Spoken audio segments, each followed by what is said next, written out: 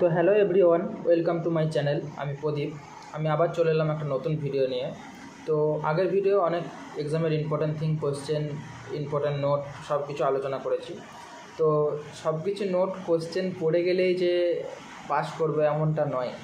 অনেক সময় হয়ে থাকে তোমার বন্ধু যে কিছুই পড়াশোনা করেনি কিন্তু সে পাস করে গেছে, আর এমন কেউ আছে যে কিছু পড়েনি অথচ এক্সামে পাস করলো, আর যে পড়েছে রাত জেগে রাত দিন এক করে পড়েছে সে পাস করলো না। কেন হয় এরকমটা? তো সেই সব বিষয়ে আজকে আমি কিছু ইম্পর্টেন্ট আলোচনা করব। তো মন দিয়ে শোনো। তোমরা তা বলে এই নয় যে কেউ পড়ে যাবে না, যেগুলি বললাম সেগুলি ফলো করবে, পড়লে না এটা কিন্তু না। কিছু পড়ো, তার মধ্যেই কিছু রুলস, কীভাবে লেখার রুলস, লেখার ধরন সব কিছু মানে এক্সামিনেশান যে দেখবে সেজন্য তোমার কোশ্চেন পেপারটা দেখে ইমপ্রেস হয় যে হ্যাঁ না ছেলেটা কিছু লিখেছে। অথচ তুমি কিছু জানো না, কিন্তু তাদেরকে সেটা বুঝতে দেবে না। তুমি এমনভাবে লিখবে সেটার মধ্যে যেন হ্যাঁ কিছু না কিছু ছেলেটার মধ্যে বুঝেছে, কিছু না কিছু জানে, সে লিখেছে। এক্সামিনেশান যারা চেক করে খাতা তারা কোনো দিন পুরো ইয়েটা পড়ে না। তো প্রথমে তোমাদেরকে যেটা করতে হবে, মেন যেটা করতে হবে, হেডিং সুন্দরভাবে নাইসলি। তুমি কিছু জানো না কিন্তু কিছু পড়ে গেছে, তোমার কিছু মনে আসছে যে হ্যাঁ আমার এই বিষয়টার মধ্যে এই জিনিসটা আমার মনে আসছে, বাকিটা আমি কিছু জানি না। তো সেইখানের মধ্যে তুমি সুন্দর করে সেখানের মধ্যে হেডিংটা করো, সেখানের মধ্যে হেডিংটা সুন্দরভাবে বানাও, এমনভাবে যেন হেডিংটা দেখে তারা মনে হয় যে এক্সামিনেশন যে না ছেলেটার মধ্যে কিছু জানে, কিছু লিখেছে। প্রথম 1 নম্বর পয়েন্ট ওটা গেল। দ্বিতীয়ত নাম্বার 2 যেটা করতে হবে, কিছু টপিকের মধ্যে যেগুলোর মধ্যে ডায়াগ্রাম দেওয়া যাবে, ছবি অ্যাড করা যাবে, মনে হয় যে হ্যাঁ এইটার মধ্যে ডায়াগ্রাম দিলে ভালো হয়, সেগুলোর মধ্যে অবশ্যই একটা ছবি দেওয়ার চেষ্টা করো। ছবিটার মধ্যে বোঝানোর চেষ্টা করো যে তুমি যেগুলি লিখেছো তার মাধ্যমে ছবি দাও, তার মধ্যে হেডিং করো এবং কিছু পয়েন্ট তোমরা হাইলাইট করো ওর মধ্যে।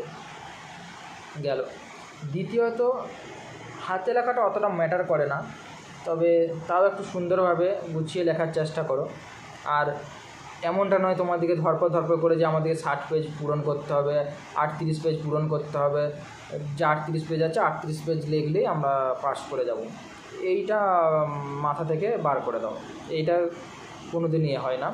তো তোমাদের লেখার মধ্যে তুমি যেই জিনিসটা পড়ে গেছো, তোমার অন্য কোশ্চেন এসছে কিন্তু তুমি সেই জিনিসটার উপরেই কোশ্চেনটা দেখো, কোশ্চেনটার মধ্যে কি কোশ্চেন আছে সেইটা দিয়ে হেডিং করে যেই জিনিসটা পড়ে এসছো সেই জিনিসটাই ঘুরিয়ে হেডিংটা শুধু তুমি প্রশ্নের ইয়েতে দাও, উত্তর কিন্তু তুমি যেটা পড়ে এসছো সেটাই লেখো। মাঝে মধ্যে তোমার যে কোশ্চেন আছে সেই কোশ্চেন অনুযায়ী তুমি উত্তরটা ফলো করো। দেখবে তোমার এক্সামিনেশনের পয়েন্টটা দেখবে, আর তুমি সেই রিলেটেড মাঝে একটা ছবি দিলে সেই ছবিটা দেখবে। বাস, তোমার ওই কোশ্চেনের মধ্যে যদি 5 নাম্বার থাকে, ম্যাক্সিমাম তুমি 3.5 4 পাবেই। ওর মধ্যে কাটার অপশান ওরা পাচ্ছে না, নাম্বার কিন্তু দিবে, ওদের মধ্যে কাট মার্ক রেট মার্ক দেওয়ার মতো অপশান পাচ্ছে না। তাহলে এটা বোঝা গেল। আর দ্বিতীয়ত বুঝতে হবে, খাতাটার প্রথম পেজে যখন তোমরা শুরু করবে শর্ট কোশ্চেন দিয়ে যখন শুরু করছো, শর্ট কোশ্চেনগুলি তোমাদেরকে অবশ্যই দেখে যেতে হবে। তোমরা বড় কোশ্চেনের উপর জোর দাও না দাও, শর্ট কোশ্চেন কিন্তু তোমাকে জোর দিতেই হবে। বড় কোশ্চেন এদিক ওদিক লিখে তুমি পয়েন্ট দিয়ে ছবি দিলে হয়ে গেল, কিন্তু শর্ট কোশ্চেনে কিন্তু কোনো অপশান নেই। শর্ট কোশ্চেন তোমাকে একদম পুরো হুবহু শর্ট কোশ্চেন দেখে যেতে হবে, এর মধ্যে কোনো ফাঁকিবাজি চলবে না। শর্ট কোশ্চেন লেখার পর বড় কোশ্চেন যেটা তোমার মনে হচ্ছে যে আগে হ্যাঁ এই জিনিসটা আমি পারবো, প্রথমে সেইটা সাজিয়ে নেবে। শর্ট কোশ্চেন 2 পেজ লিখলে 2 পেজ 3 পেজ যা হলো, তারপর বড় কোশ্চেন যেটা পারবে সেটা আগে স্টার্ট করবে, সেটা আগে শুরু করবে।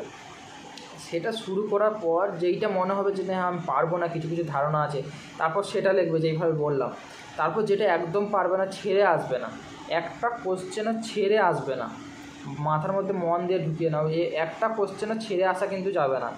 যেটা পারবে না এবার সেটা কীভাবে লিখবে, যেগুলো পারলে সেগুলো আমি বলে দিলাম। যেটা পারবে না সেটা সেম আগের কোশ্চেন যে রেখেছো, প্রথমে কোশ্চেনটা দেখবে কী আছে, সেই কোশ্চেনটা থেকেই লিখবে, হেডিং আকারে তুলে নেবে। প্রথমে হেডিং আকারে তুলে নেওয়ার পর কিছু পয়েন্ট দিতে হবে, ইম্পর্ট্যান্ট মাস্ট পয়েন্ট আমি বলবো, সেই পয়েন্টগুলো তোমাদেরকে অ্যাড করতে হবে। সেই পয়েন্টগুলো অ্যাড করার পর সেই পয়েন্টগুলো থেকে তোমরা কিছু যদি না বুঝতে পারো যে হ্যাঁ কী লিখবো, তোমরা কোশ্চেনটা ফলো করো। কোশ্চেনটা দেখে সেই বিষয়ে যে হ্যাঁ এর আগের কোশ্চেনটা কী লিখেছো সেই হিসাবে শুধু কোশ্চেন থেকে সেই ইয়েগুলো চেঞ্জ করে দাও। কিছু না লেখার থেকে ভালো কিছু তো লিখে এসছো। ওখানে তো একদম 0 তো দিতে পারবে না, 5-এর মধ্যে 2 তো দেবে। তাহলে প্রত্যেকটা পেজে যদি তোমার নয় করে 2-3 করে নাম্বার উঠে, তোমার 5 নাম্বার আরামসে উঠে যাবে। আর সব থেকে স্টার্টিংয়ে যেটা বলবো, খাতার মার্জিন কীভাবে দেবে। তো আমি ভিডিওর মধ্যে একটা তোমাদেরকে ছবি দেখাচ্ছি, সেই ছবিটার মধ্যে দেখো কীভাবে মার্জিন দেবে। খাতার মার্জিন দেওয়াটা হচ্ছে মোস্ট ইম্পর্ট্যান্ট।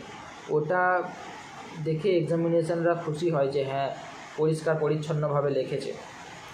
তো এই হলো কিছু ভিডিও, এই হলো তোমাদের ইম্পর্ট্যান্ট কিছু টপিকের